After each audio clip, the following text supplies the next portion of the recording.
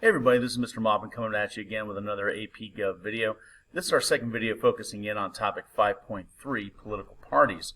Last time we were here, we were basically introducing, what a political party is, what their functions are, what their goals are, etc. And today we're going to be continuing to take a look at the functions of political parties and in particular the structure of the national committees for the Democrats and the Republicans. But going back to the idea of what the responsibilities are of these political parties, it also includes campaign management. Now, with that being said, yes, when we think of elections, we think of the general elections that take place, in November of even years. But prior to that, we have what are called primaries and caucuses. Those are the elections that are organized to determine the candidates, the nominees of the parties that then are competing in the general election.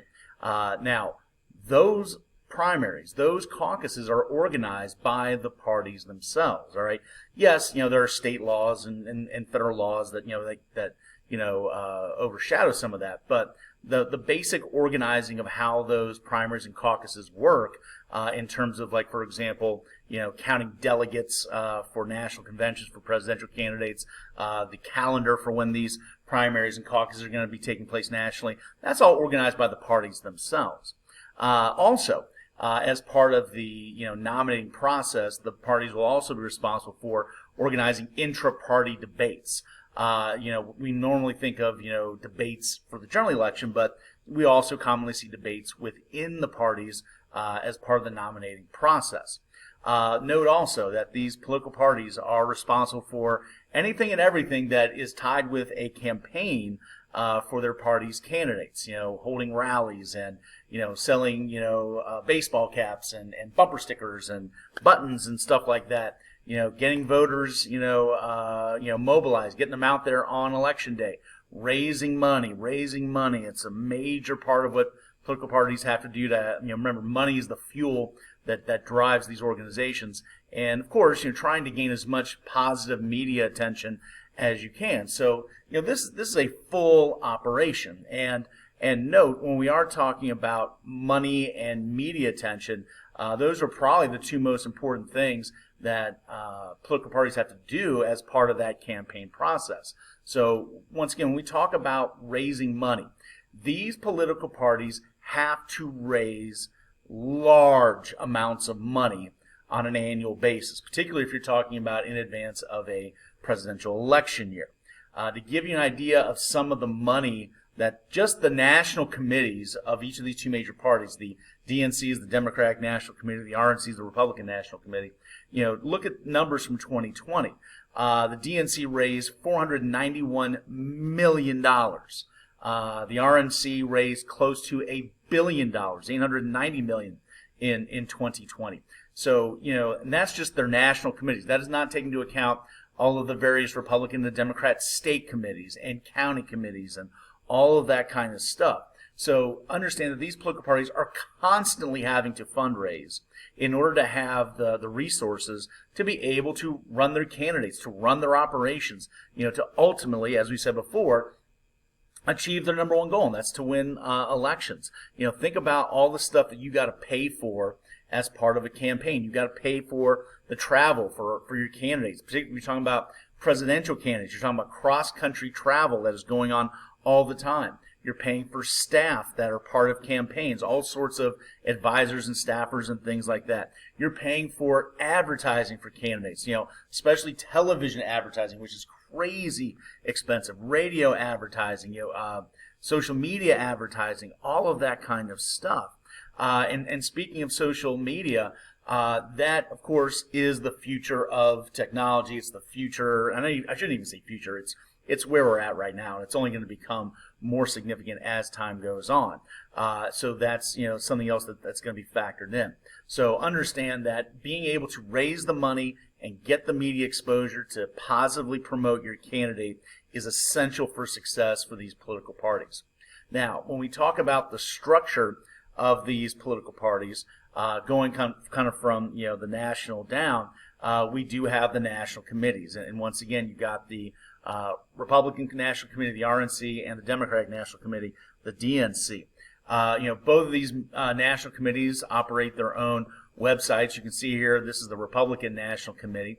And you can see, once again, part of what these parties have to focus in on. I mean, there's automatically right there, contribute. How much can you provide for the Republican Party? They want to get your name, they want to get your address, they want to get you down as somebody that would be a supporter, so they can constantly keep in communication with you, communicate to not only raise money from you, but to also make you aware of candidates that are running for office, issues that they're focusing in on. Take a look. They're asking for volunteers. They're trying to promote events that they're organizing. All of that kind of stuff. That's going to be very important. And if you look at the Democrats' website, it's basically the same thing. I mean, it's going to be asking folks, once again, donate money. It's going to be asking folks, to get involved, get registered to vote. Where do you vote? All that kind of stuff. Both of these websites have stores where you can buy all sorts of swag that raise money for the parties. They also will include, once again, Democrats, once again, we want your name, we want your phone number, we want to be able to stay in communication with you. Note also that when you take a look at these political parties, they will have their party platforms and the issues that they support. This was mentioned in the previous video. So everything that you kind of want to know basically about these major parties, you can go to their official websites. For the DNC, it's democrats.org. For the Republicans, it is GOP.com. And you'll see, what these parties, support, what they're in favor, what they are in favor of, et cetera, et cetera. Now, these national committees are headed by chairpersons, national chairpersons.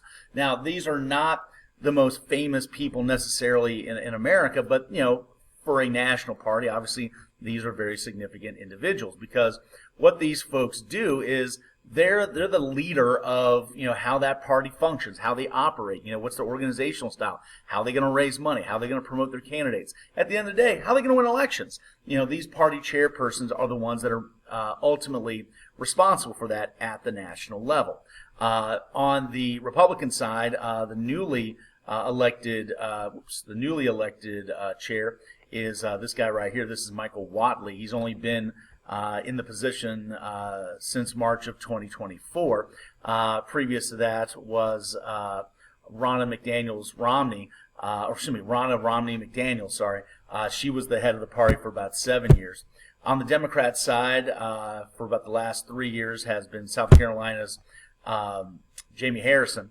And both of these individuals, be it Jamie Harrison or Whatley over here, both of these individuals have gotten their positions in part because they have been very successful at state party level fundraising. Harrison from South Carolina, Whatley here from North Carolina.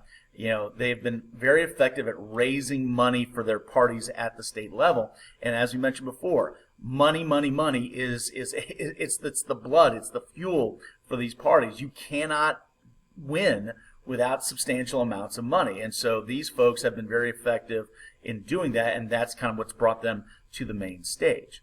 Now, something else to keep in mind when we do talk about these national parties, these national committees, that even though they do have official chairpersons, there's something else that you have to be very mindful of. And that's, of course, the political party that is in power, meaning, do they control the White House?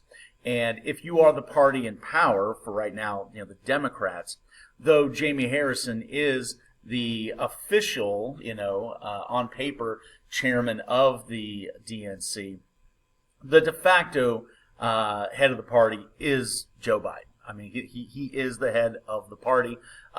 He has more influence over the party than anybody else because he is the president. Now, if you're talking about the party out of power, that's not usually the case. However, Donald Trump, you could also make a very strong argument that even though he is not president right now, given the fact that he has been president and he is, going to be the nominee again in 2024, just like he was in 2020 and 2016, he has so much influence over the Republican Party that he is. You could also make an argument that he is the de facto head of the party. Now, that's unusual for the party that's out of power, but typical, the reality for the party that is in power. Now, note, even though I don't have it on the notes here, note that political parties are not monoliths. The DNC and the RNC are not the only party structures. As I was alluding to before, all 50 states have their own state-level party structures, and those, focus more on, as it makes sense, state elections. So you're talking about, state congresses or general assemblies or state legislatures, whatever term you want to use, gubernatorial races, things like that. And there are more folks that do work at the state level. More work gets done at the state level in reality, in terms of like grassroots, actually getting out there and doing stuff, than you see coming from the DNC and the RNC. And you also see, below state level parties, you also have county level parties. And, those can widely vary in terms of power and support and influence. A lot of it is going to be determined, in terms of the ideology of that given county. If a county is, 80% registered Republicans, well, that county's Democratic Party is not going to be very strong or very powerful, and not going to be very well resourced. But they also do a lot of the groundwork, and note they obviously play a role in terms of, things like county commissions races, county judicial races, mayoral races, stuff like that. And note also that even though you may see the name Democrat or Republican be applied at the national, state, and local county levels, they are technically all independent. They're technically all independent. So if you are the Ohio Democratic Committee, you do not necessarily take orders from the DNC. I mean, you're heavily, allied, working together. You share resources and stuff like that, but you don't take orders from the DNC directly.